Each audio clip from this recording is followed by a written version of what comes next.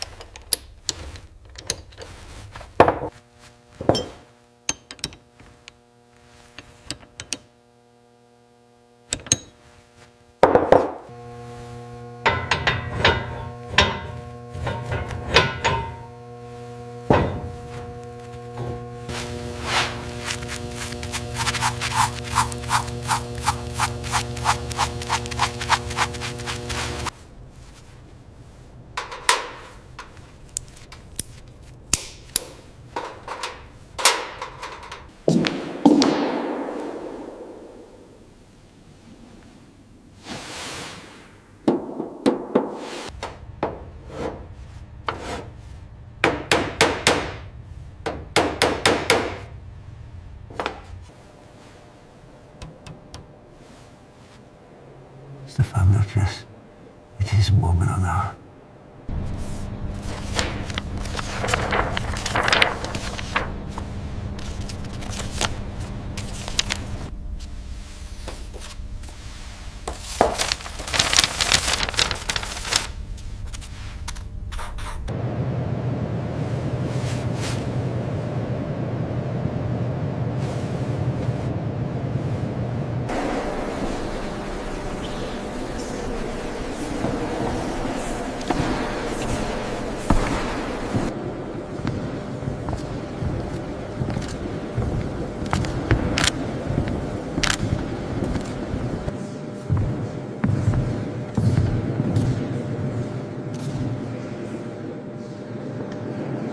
See how the shaft drive powers the sidecar wheel? That explains the complex gearbox mentioned on this panel.